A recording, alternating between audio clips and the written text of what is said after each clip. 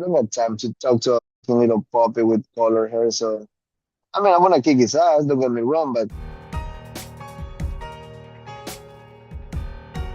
What up, everyone? Shakiel Mahjouri here for CBS Sports, and you know who this is. He is the UFC's number 6 ranked bantamweight contender, but maybe not for much longer. He fights UFC bantamweight champ Sean O'Malley in the main event of UFC 299 in Miami on March 9th, with a mean streak only rivaled by his mean tattoo game. Marlon Chito Vera, how's it going, my man? good man. Feeling great and can't wait for that strap. And it's gonna be a great night in Miami. Yeah, it's shaping up to be at present the biggest card of the year so far. Now, I talked to Sean the other day. If you look at his Wikipedia, there's one loss on there. It's attributed to you. If you ask the guy, he's still undefeated. Do you think Sean O'Malley will accept defeat if you beat him in Miami? Man, I don't give a fuck. I just need to beat him. I just need to beat him. I want to beat him. I have to beat him. I need and I have and I will become a world champion. So I mean, I can go and you know convince a kid of what will be or what was or whatever. That's just his persona. It's either he's that dumb or he's just putting on a persona mask just for the show, which I don't care regardless. Through the years you can see me, I don't engage with people online. I might tell you to go and fuck yourself here and there, but I won't engage or find like uh like the reason to be right or find the right answer. I'm too busy, man. I'm having a good life. I got a family, I got great friends. I don't have time to talk to a fucking little puppy with color hair. So I want to kick his ass. Don't get me wrong, but I don't engage. And I've good uh, luck I've trying enjoyed to talking to you guys about this fight. When like you good luck look trying at to get on Sean, my head. it's been a fun build for a fun card. I like to see it. When you look at O'Malley, like I said, besides you, undefeated across 20 fights, what do you think other opponents have gotten wrong in their approach to fighting Sean O'Malley? I know we can't share too much, but whatever you Right. can give. Let's just speak of the facts first, right? If we really go through his record, I mean, he fought guys that never won in the UFC. He don't even fought 50-50 fighters. Like some of those guys were like terrible. Some of the guys he KO and they make publicity of the great KOs. That kid he KO in contenders never made it to the UFC. Never even come back to contenders. Then the 81 and KO, wasn't he KO like 3 times before that and 3 times after that? The kid with the green hair, he went 0 and 2 in the UFC. Almeida, we remember when Almeida was a tough guy, when he was kind of like this monster coming up. By the time he fought Almeida, Almeida was a shell of himself. Besides Jan and Starling, and I can name my name because I beat him, but besides those two, they were a pretty shitty record. It wasn't even. Unless I'm not even get. I wouldn't even get upset if you correct me, but you tell me who is it like. You know what? That opponent is actually tough competition. He fought maybe the 25 or the Brazilian kid. That guy's like what, four Yeah, foot 11. I'll pull up the wiki while you're doing your thing, Yeah. Cheeto. So besides the pure Yam fight, which coming off a no contest, you get a that's getting a present because there's not too much pressure in fighting when you haven't paved the road. You know what I'm saying? If you just go from Pedro Munhoz to Peter I think you're Yan, thinking of Holly and Paiva. yeah, Yeah, that guy, yeah, okay, that's a that's what I'm 25. talking about there. Okay. Now, And then beating the champion was great.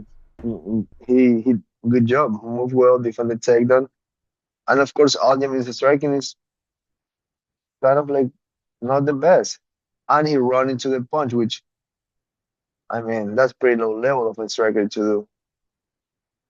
you were on that same card as O'Malley Sterling fighting Pedro Munhoz, and I remember how excited when I was when I heard the matchup because the careers have mirrored each other in an interesting way. Neither of you guys had ever been stopped, still haven't been stopped.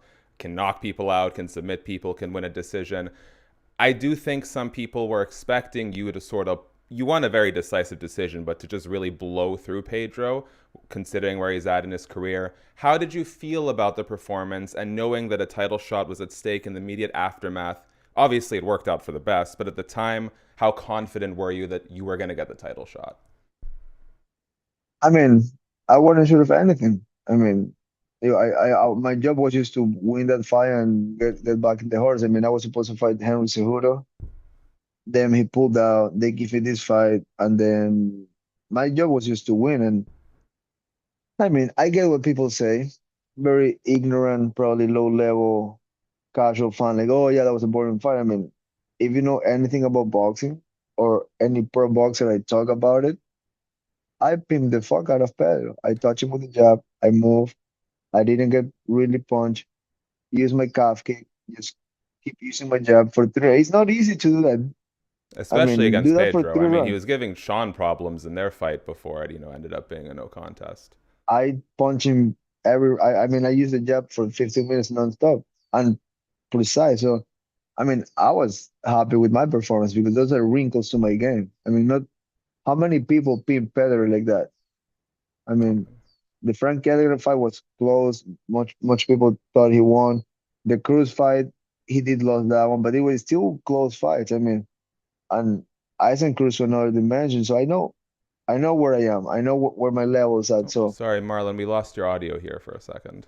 you got me. All right, you're back. You're back. All good. So it's like all those Oh, fights. I good. mean, Pedro was probably the most dangerous fight to me at the time, even if it was or he's a little older now. But I mean, he fought Omalley what few months before that.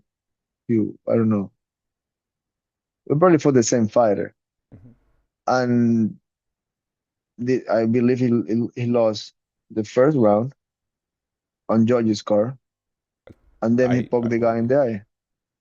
So I'm not sure too. Honestly, I don't give a fuck. But and then you go from that to Jan. I mean, everything worked out at the end of the day. I'm fighting for Totally. the belt. I can. I really don't give a fuck about Sean. I mean, I know he talks a lot about me, and he's always have something to say. But I mean, You, I'll say you you do know, hold your own though. I know you don't like to, first I know this isn't your priority, but you do a good job naturally. You're a good speaker. I'm a great Now, speaker. uh, biggest question you're going to be asked all week. I was watching your interview with the Schmo. Would you rather live without eyebrows or never see another sunset? Oh, I live with the eyebrows. Sunsets are great. I fucking love them. I love colors. I'm a color guy. I really makes me happy when I watch a sunset, and thank God I'm able to watch one every day. I love it. God, good attitude, Rico. Now, to finish off here, speaking of color, I know you did this with Luke Thomas last year. I've got some tattoos for you. I'd like you to rate them, okay? Okay, go for it. Okay, I know you had fun last time you did this with my coworkers. We got to do it. Okay. What do you think about Kevin Lee's head and neck tattoo? That's garbage. That's bad. 1 to 10? I mean, that's a that's a solid two, and I give him two because he's a good fighter. I would give him one if it wouldn't be that good. All right. There's a lot to choose from here, but we're gonna go with the owl on the chest. I mean, I mean, he got shed tattoos. That's like someone took a shed on his chest and just drew with his finger. But I mean, he's garbage. Well, you like colors, Cheeto. There's a lot of colors there I for like you. colors, but that's shed. There's also shed colors out there, bro. Come on, you know them. Okay, let's go with Mark Hunt's kind of Actually, skeleton. that's a pretty decent piece. He just went very aggressive there. Okay, just But like the. that's a well done piece. Yeah, it's well done. I haven't seen it live, but I saw a good picture. It's a well done tattoo. Yeah, Okay, I similar like to it. that hook, which I believe.